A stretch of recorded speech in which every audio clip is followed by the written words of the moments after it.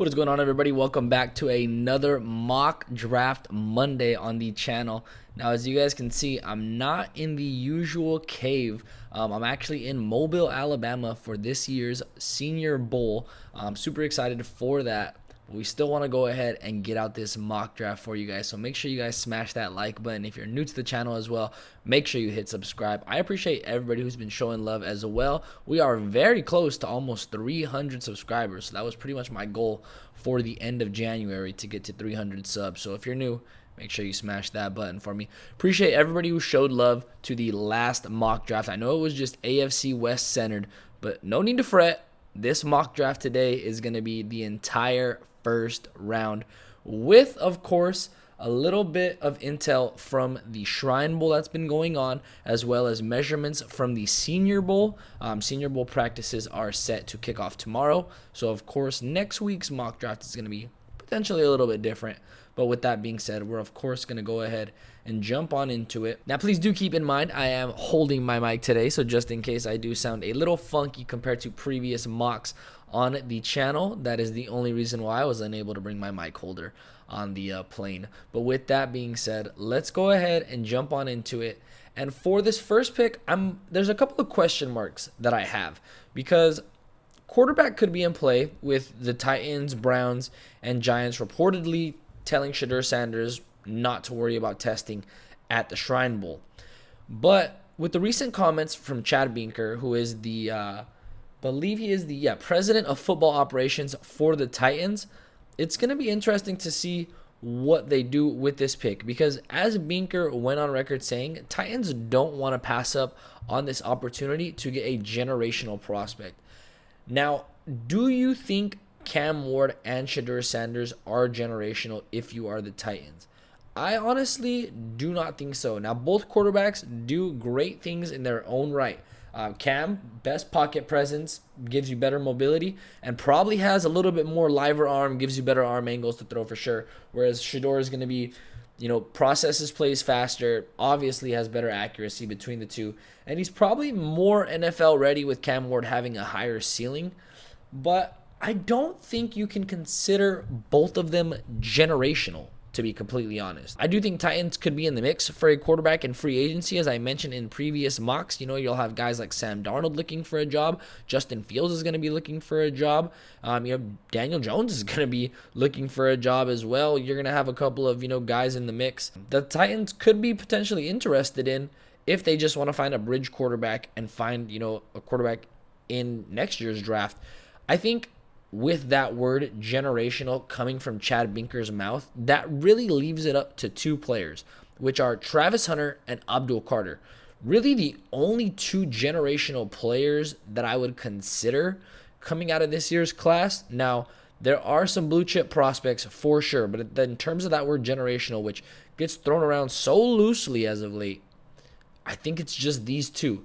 Now, obviously, Heisman winner makes just the most sense for me, and I've already done it prior, so I'm gonna go with Travis Hunter as the first pick in this year's NFL draft. Now, of course, there's a chance teams like the Raiders, even teams like the Saints, sneaky team, could be in play for that first round trade up for a quarterback. But just because of right now and just that term generational that Chad Binker decided to use, I do think Travis Hunter could be the first round pick, if not going to be Abdul Carter with that first pick, which takes us over to the Cleveland Browns, who aren't going to really, waste any time taking a quarterback off the board. Cam Ward is going to come right off the board to the Cleveland Browns, and that's really just the main focus for Cleveland in this draft, especially with the injury that Watson did sustain. I don't know if Cleveland is even just a big target for a free agent.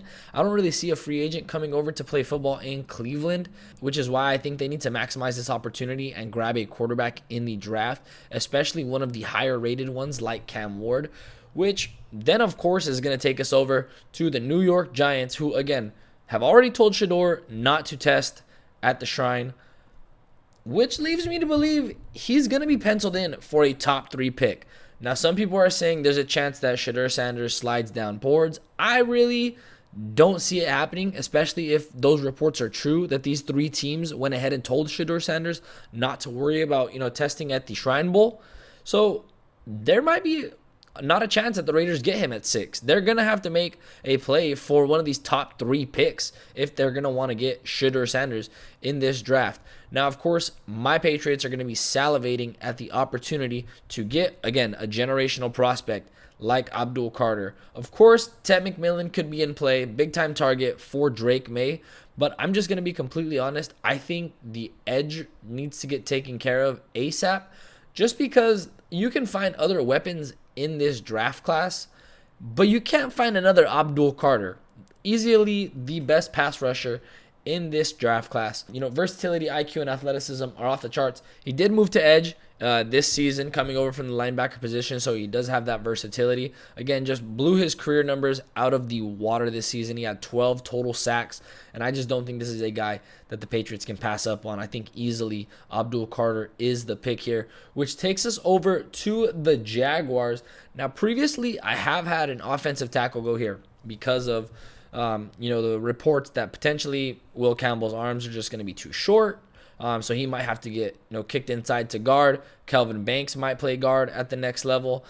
But I do think the opportunity to grab a great cornerback like Will Johnson for the Jags. Now, again, you can go with both offensive tackles if you'd like. Kick them inside to guard. But there's a chance that teams might value them more as tackles than guards just because of them playing at those decorated programs. And there's really only, I would say, 3 cornerbacks in this draft that I can trust to leave on, an island. And I've said that before. Will Johnson is one of those guys. I mean, Will Johnson is the guy. Didn't even have to play the last couple weeks of college football. We kind of already knew he was CB1 coming into this year's draft. Obviously, Travis Hunter playing both sides raised questions as to who really is the CB1. But in terms of just pure cornerback play, Will Johnson is the guy. Like, there's no doubt about it. And I don't think the Jags can pass up on him. He just has all the tangibles. I mean, other than teams wondering if he's going to run a sub 4.5, I think he runs a 4.4, and if he does, again, go ahead and book Will Johnson as a top 5 pick. I know teams are just going to worry about that foot injury, but I don't think he's a player that you're really going to have to stress really too much. Now, as for the Las Vegas Raiders, who, by the way, just named Pete Carroll as their new head coach, I think an offensive weapon is easily in play, especially if the top 2 quarterbacks are unavailable. Again, if you watch the AFC mock, you know how I feel about this specific pick here. I think taking care of a weapon is the biggest thing. I think a quarterback is in play in the second round for the Raiders. I think they have an early pick. I think it's pick 37. Can't remember off the top of my head, but I know it's an early pick. There's a chance that they can get a guy like Jackson Dart. They can also get, a chance like Kyle McCord, who's been tearing it up at the Shrine Bowl, Will Howard coming off a natty, Jalen Milroe and Dylan Gabriel and Riley Leonard, who are set to perform at the Senior Bowl. So we're going to have to see what quarterback really takes that QB3 spot. I think Ted McMillan or Ashton Jeanty are in play. Now, with the history that Pete Carroll has as a head coach, I think a player like Ashton Jeanty can be completely dangerous, on the Raiders offense. And again, I've talked about the Raiders running back room plenty of times. Zamir White, Mattinson, Amir Abdullah, they show you flashes, but it's just nothing consistent. Nothing that I would really want to call my RB1. And, a lot of people are going to comment, there's talent later in the draft. We can get, a running back later. You can't get another Ashton Jeanty in this draft class. Yes, a lot of these guys are talented with the amazing contact balance, but the way Ashton Jeanty just looks on the field and proves it week in and week out, it was a testament to his skill. I don't think there's another back that compares to Ashton Jeanty in this draft. I do think there are some talented backs in this draft, but just again, none as talented as Ashton Jeanty, which is why I'm going to take him to the Raiders at the number 6 pick.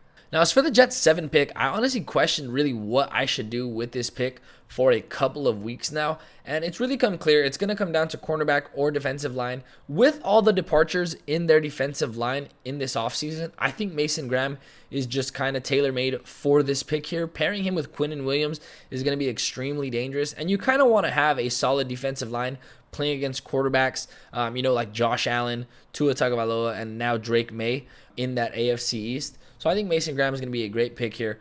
Great player to pair up with Quinnen Williams as well. Now, as for Carolina, edge and cornerback kind of burning the biggest hole on the defensive side of the depth chart. And it's really, clearly the biggest need here, which is why I think a guy like James Pierce or even Mykel Williams is in play. Two guys that offer a lot of versatility. I know Mike Green is slowly climbing up the draft boards, but I just don't think he's as good of a prospect as James Pierce or Mykel Williams. Now, I'm pretty high on James Pierce. I like what I see on tape from him as an edge rusher. Now, I'm not the best edge rusher evaluator, but I like what I see from James Pierce. So I think Panthers could hit a home run there with James Pierce and his versatility. Taking us over to the New Orleans Saints. Now I'm going to do something that I have not done with the Saints pick here, and that's draft Tetairoa McMillan, because I think if you can kick Olave inside and honestly give him that versatility of playing inside and out, you can get a dangerous offense going. Quarterback, again, could be in play in the second or third round for the Saints. I don't think they're in love with their quarterback room right now. Derek Carr just decline. Do you like Rattler? Maybe, maybe not. You obviously want to get some insurance, though, in this draft. And he also just adds a lot better depth to that wide receiver room that already feature a nice speedster in Shaheed and a crispy route runner in Chris Olave. So I do think that could be a recipe for success, and then you go ahead and grab a quarterback in the later rounds. Now, as for the Bears, this is kind of a no-brainer. I know a lot of people think Ashton Jeanty could be in play because of Ben Johnson, but I think Will Campbell is the safe pick here, just because that offensive line needs a lot of help, and Ben Johnson is coming off a Lions team that had one of the best, top 5 offensive lines in the NFL. So I think Will Campbell is a match made in heaven for the Bears. If if his arm length doesn't pan out to be a tackle, go ahead and kick him inside to guard. He has that skill set, and he's just one of those guys that you can trust to be a prolific blocker for your offensive line, especially for years to come for the Bears. Taking us over to the Niners, and I'm not going to sway away from what I'm doing with this pick here. I do think depth for the defensive line is the biggest need for the 49ers, which is why I'm going to take Mykel Williams from Georgia. I know I flirted with the idea with Jack Sawyer from Ohio State as well. But the more I watch film, the more I really do like the versatility that Mykel Williams does bring to the table. He's an emphatic hitter as well, which I know the Niners are going to love, and they need a lot of depth on that defensive line, dealing with some injuries and also some guys departing. I know they could be a team as well that's in play for Joey Bosa in free agency, as we've seen some reports come out.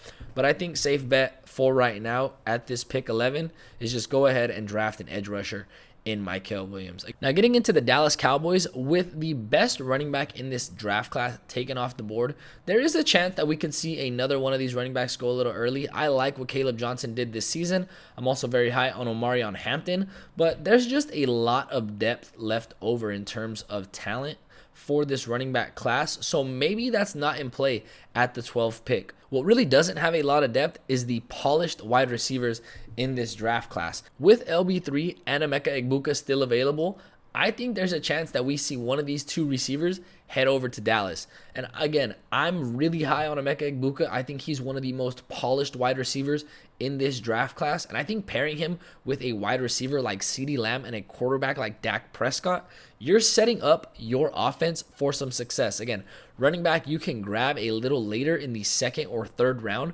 but you're not going to find another Emeka Egbuka in this draft class. I think that's clear. One of the more talented slot wide receivers in this class. And again, pairing him up with a guy like CeeDee Lamb, recipe for success. Now, getting into the Dolphins, I think this is a no-brainer for them. Offensive tackle is truly the need. I know, again, that hole is going to burn at wide receiver if Tyreek Hill truly does depart. But offensive tackle, you can't ignore. You can take Calvin Banks here. A lot of people are high on Membu and Connerly, especially after the way they measured at the Senior Bowl already. Now, depending on how they test, these two can see a rise in their draft stock. But I think as of right now, I'm going to take Calvin Banks Jr. to the Dolphins. Again, he's just a solid protector out of Texas, played against some high competition this season in the SEC, and I think he's proven his worth as a top 15 pick in this year's draft class, which takes us over to the Indianapolis Colts. And again, they still have a fun pick, but I think finding another weapon to grow with Anthony Richardson is going to be in play. Tyler Warren, who I've raved about being a Swiss Army knife in this draft class, just makes a lot of sense going over to the Colts, who just don't have any tight ends to really be proud of. That room itself is very underwhelming. Really a lot of guys that haven't lived up to their draft potential, but that's neither here nor there. Again, Tyler Warren, very talented, and I think he could be a tremendous weapon to grow with Anthony Richardson. As for Atlanta, we are sticking to the script with taking an edge rusher. And I think right now I'm going to actually take Mike Green. First time he's actually going to make my first round mock draft. And honestly, he's pretty impressive. 17 sacks at Marshall. And there's a big chance we see him go in the first round. A lot of scouts are falling in love with his productivity. And just you watch the tape and you see a tremendous pass rusher. He's got great bend. Obviously, they're going to question, the talent that he played against playing at Marshall, but 17 sacks on a season is not easy to do, regardless of where you play. Now, as for the Cardinals, going to the opposite side of the trenches, you got to find Kyler some protection. That the weapons are there for him. It's very clear that what's missing is the offensive line. You could go ahead and grab guard, maybe if you want to go ahead and get some depth with Tyler Booker. Again, despite where he's ranked, outside of Booker, there's really not too many guards to be hyped up about. Again, there are some tackles that do have that versatility that I like to talk about with Gray Zabel and Jonah Savanaia. But realistically, if your biggest need is guard, maybe take the best guard available. And with Mike Green being the first time that he hit this first round, I'm actually going to take Tyler Booker as well. First time in the first round. Best guard available in this class. Tremendous pass blocker. Played for a talented program as well at Bama, so he's battle tested. It just makes a lot of sense to take the best guard available if guard is your biggest need. Now, getting into the Cincinnati Bengals pick, I think the obvious play here is defensive line. I mean, outside of Trey Hendrickson, you really don't get a whole lot of value from your defensive line and your edge rushers. Offense does their job for Cincinnati. It's the defense that needs to go ahead and start doing their part. Now, if defensive lineman is in play, there's a chance you take a guy like Kenneth Grant. Maybe you want a nice edge rusher to pair up with Hendrickson. You could take a freakish athlete like Shamar Stewart, or you could take a national champion like Jack Sawyer, who I think has honestly played his way into the first round. And with that tie in Cincinnati, I think there's a chance that we can see Jack Sawyer on or in a Bengals uniform, I should say. So I'm actually going to go ahead and take Jack Sawyer in the first round because, again, Bengals just need a lot of help on the defensive side of the ball. Offense just does a lot of the carrying on that team, and that just really needs to be Cincinnati's biggest focal point is just that defensive side of the ball, especially the edge and defensive line in these early rounds. Now, taking us over to the Seahawks, this is going to be a team that I really do think is in play for not a pure tackle, but one of these players that offers you that versatility like Gray Zabel and Jonah Savanaia. Now, Jonah Savanaia does have a full season at guard compared to Gray Zabel, who has a little over 200, I think 100 and something snaps. Yeah, 200 snaps at left guard. We'll go 300 ballpark at left guard, but I think they need some versatility, especially on that right side. Right tackle and right guard is a big need for the Seahawks. And again, you're getting most of that from Savanaia. Right guard versatility and right tackle play. Played both sides of tackle in 2024, so you can move him around. He's interchangeable on the line, which I think a lot of teams are going to like, especially a team like the Seattle Seahawks who need all the help they can get on the offensive line. Now for the Tampa Bay Bucks, I really do think just adding depth to your secondary is going to be the play here, especially a cornerback. Now again, it hurts my heart to see Savon Ravel fall down these boards. I really do hope that he comes back to test at the Combine. I know he's doing measurables at the Shrine Bowl, but at this point, I do think Benjamin Morrison is probably going to be the best available corner for the Bucks here, which is why I'm going to go ahead and select him. He's another one of those corners that I can trust on an island. He was a talented defensive prospect at Notre Dame. He had 9 career total picks. Morrison being a talented cornerback prospect. You can trust him in zone or man coverage. He was a part of that talented defense this season for Notre Dame prior to his injury. Really a shame we didn't get to see him in that national title game or even the playoff push for the Notre Dame Fighting Irish. Taking us over to the Broncos. Now I hear you guys. I hear you, Bronco fans. I hear you. If you guys value Colston Loveland that high in the comments, then I have to assume that the ownership does as well, which again makes the most sense for the Broncos, I guess. You can go either or with the weapons. You could go Luther Burden or you could go Colston Loveland. Apparently, tight end is probably going to be the biggest need. I seen somebody say they had the worst tight end room in the NFL. Now, if that is true, obviously Colston Loveland just makes the most sense at that pick, which really is going to be a gift for the Steelers. Pretty much going to be Luther Burden going over to the Steel City. Probably a pick that hasn't changed almost in every mock draft. Now that I really think, kind of like the Cowboys and Ashton Jeanty one. This is actually the first draft where we didn't see that happen. But Luther Burden, the third, going over to the Steelers just makes the most sense. I do think they need to get more depth in that wide receiver room, more talent as well. And, one guy that just likes to show up to work, put his head down, and just play football. And while he is one of the best slot receivers, he also gives you the versatility to move outside. So like I said, he is a home run type player, and I think Steelers could be licking their chops if they can get a player like Luther Burden III at pick 21. As for the Chargers, they are going to be a little bummed out that they didn't get in on that Colston Loveland sweepstakes, but they will probably be looking at a wide receiver here in the first round, just because outside of Ladd McConkey, that wide receiver room just isn't anything to be proud of, to be completely honest with you. I mean, you could go tight end if you really like. Again, I'm super high on Harold Fannin Jr. I think he's one of the best tight end prospects in this class. I think pure tight end play, I think he's a little bit better than Tyler Warren. Again, Tyler Warren just gets the edge because of the schematic versatility that he provides in his game. But Harold Fannin Jr. could make a push for first round, especially if he tests extremely well at the Senior Bowl and at the Combine. I wouldn't be surprised. Now, I know Charger fans will probably be in an uproar if I take Harold Fannin Jr. in the first round, which is why I do think a wide receiver is probably going to be in play.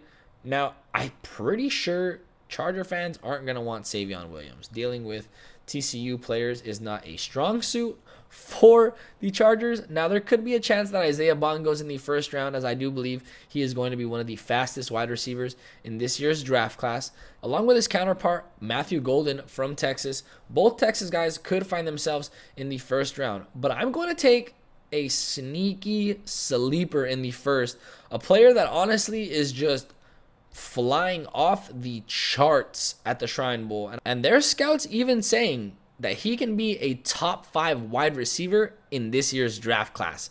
Been tearing up the Shrine Bowl. I think he tests extremely well at the Combine. That's Jimmy Horn Jr. from the Colorado Buffaloes. Again, that's going to be a shocker for some folks to see in the first round, but if you watch what he's doing, go check out my short on him as well as some articles on Sideline Sports Network that I've written on him. You'll understand exactly why I think Jimmy Horn Jr. could find himself in the first round, especially for a team like the Chargers that are in dire need of a big-time wide receiver. Again, outside of Ladd McConkey, you really just don't have anybody to really rely on. Moving on to Green Bay, playing in a division like the NFC North, that is an absolute dogfight. So you probably want to bring some dogs with you, which is why I think Shamar Stewart is a perfect pick here for the Packers. 6'6", prototypical size. He has a high motor, and I think he's worth teams taking a shot on in the first round. Some scouts have him higher than I do just because of that, prototypical size that he offers and the high ceiling. But I do think this is a match made in heaven for the Packers, especially if they can land him at pick 2023. As for the Minnesota Vikings, I think trenches here is going to be the biggest play. I know I've been a big fan of taking a running back in the first round, but I think just the depth of the running back class, and Ashton Jeanty just being the only running back I think right now that I would comfortably take in the first round till I see how everybody tests with the Shrine and Senior Bowl. I think I'm going to go again with offensive line depth for the Vikings. And I think I'm going to take Josh Connerly Jr. There's a chance that he can play guard in the NFL, and I think he's a talented player. With J.J. McCarthy set to take the keys next season, you really do want to make his first year as comfortable as possible. So why not go ahead and beef that offensive line with a player like Josh Connerly? As for the Texans, offensive line is going to be in play here as well. Again, I do believe Shaq Mason is most likely on his way out. You could potentially kick Laramie Tunsil inside, or you can move Fisher inside as well and take one of these guards. Armand Membu has been getting a lot of love as of late, as well as Josh Simmons. But I think in terms of just pure tackle, and if you do want to kick in a player like Laramie Tunsil, I do believe Armand Membu would be a great fit for the Texans' offensive line. Moving on to the Rams, we're pretty much going to stay in trend here with the offensive tackles really coming off the board at this point. Josh Simmons going to the LA Rams. I do think they just need a little bit more depth in that tackle room. They dealt with a couple of injuries this season, and I do think just getting some youth in there is really going to bolster that offensive line. And just, you really do want to keep Stafford healthy as long as you can. Again, I think he's got maybe 2 or 3 more years of solid football still left in the tank. So you kind of want to go ahead and maximize those opportunities. Now for B-More, this is really where the wide receiver room and the cornerback room stick out like a sore thumb. I don't know if Baltimore is in love with any of these wide receivers on the board. Bateman's shown flashes as well. I just do think taking care of that secondary is going to be the biggest need, especially with the decline that we've seen in Marlon Humphrey this season. You could take the Thorpe winner in Jedi Barton. You could also take a player like Savon Ravel, who I'm extremely high on. Really, between those two players at this point, we're going to see players come up the board as well, which we'll get into in some other mock drafts. But I think for the sake of this mock, I'm going to go ahead and take Savon Ravel. I still think he's a first-round prospect. I don't think there's any way that he gets outside of the first round. Again, just the prototypical length that he has, listed at 6'2". Again, he was listed at 6'3", but did, I believe, got measured at 6'2" at the Shrine Bowl. So still offers you that prototypical size and length that you want to see from a cornerback. Going to be interesting to see how he tests at the Combine. That's really going to be the deciding factor if Savon Ravel goes in the first round or not. But I think as of right now, he's a great fit for the Baltimore Ravens defense. Now, Detroit's pick has honestly had me really stumped for a little bit. You could go with, again, one of the best interior offensive linemen if you wanted to. Again, I don't think any of them are worth a first-round pick, as of right now at least. I do think right now you kind of want to just look for an edge with Nick Scorton, or you could be the first team that takes a linebacker off the board. I like Jahad Campbell a lot. I think he offers a lot of versatility to a defense. He's a heat-seeking missile, for sure, talented leader. A lot of people are surprised to see Jalen Walker going down draft boards. I am as well. Kind of got to take a deep dive as to why he's fallen down draft boards.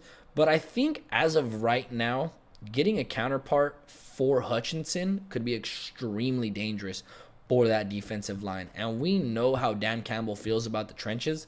So I think Nick Scorton being available at pick 28, it's gonna be a recipe for success for the Lions if they take an edge rusher like Nick Scorton. Commanders are on the clock here, and I think secondary is in play once again.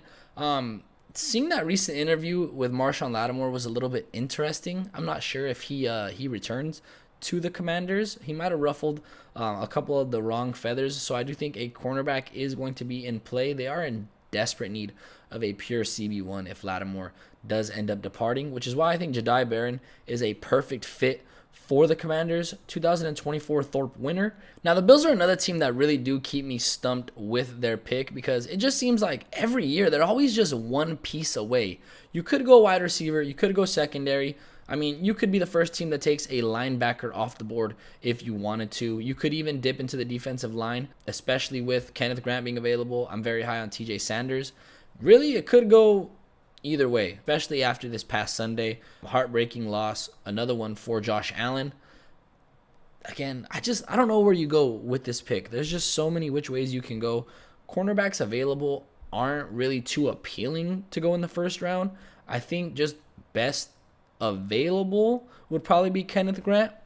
Malachi Starks could even be in play for your secondary. I know Rap does most of the heavy lifting. Are you in love with DeMar Hamlin as your second safety? Maybe move him to nickel. Maybe keep Malachi Starks as your nickel. I think best player available right now would probably just be the best way to go for the Bills, which is why I'm going to take Malachi Starks. Bills just, again, they're always seeming to be one player away from the Super Bowl. So we'll have to see. Maybe Malachi Starks could be the answer for that defense. As for Philly, I hear everybody with, the edge and linebacker need, but it seems like they're firing on all cylinders. Like they are not letting up on that defense. But you can never go wrong with depth. I think their secondary is extremely talented. I don't think you need to worry about adding cornerback depth early in the first round. Maybe you do go after one of these edge rushers in the first. I think at this point, though, you're probably going to want to fall in love with a defensive lineman, especially with Kenneth Grant still available. Falling all the way to you at pick 31, I think that's probably going to be a match made in heaven. Again, I'm high on TJ Sanders. I just don't think he goes before Kenneth Grant in this draft class. And that gives Philadelphia some more depth in pass rushers as well. Now, the Chiefs are always that team. I just don't know what to do. I mean, you could always go best player available for them, and they're going to make it work. But I do think if I had to be in the front office for Kansas City, I would say let's go after a safety. Let's get some depth in that room. Brian Cook has had a couple of injuries, in back-to-back seasons that I might not be in love with. I could definitely see Xavier Watts or Nick Emanamori coming into the first round, especially at pick 32. Again, I'm high on Xavier Watts, which is probably why I'm going to go ahead and select him. He was number 1 in interceptions for safeties in the nation this season, and he played extremely well for the playoff push that Notre Dame had this season. And here you guys have it with our first round mock draft for the week. As always, let me know in the comments below what you guys think. Let me know what you guys think of your team's pick. If you guys think certain players are too high or too low, I always appreciate the feedback. As always, make sure you smash that like button, hit that subscribe button. I'll have a bunch of college football content coming out this week, as again, I am here live in Mobile, Alabama for the Senior Bowl. I'll see you guys next video. Peace.